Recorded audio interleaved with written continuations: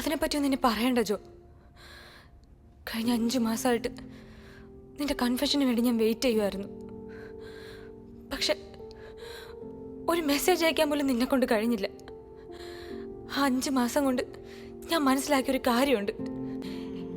എൻ്റെ ഓരോ കാര്യങ്ങളിലും എങ്ങനെ എൻ്റെ വീട്ടുകാരെന്നെ ടേക്ക് കെയർ ചെയ്തിരുന്നതെന്ന്. അവരെ പറ്റിച്ച കഴിഞ്ഞ 1.5 വർഷം ഞാൻ നിനക്കൊപ്പം ജീവിച്ച.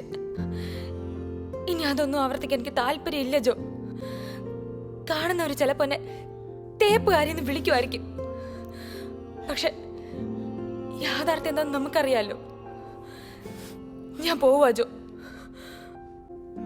ഞാൻ പോവാ.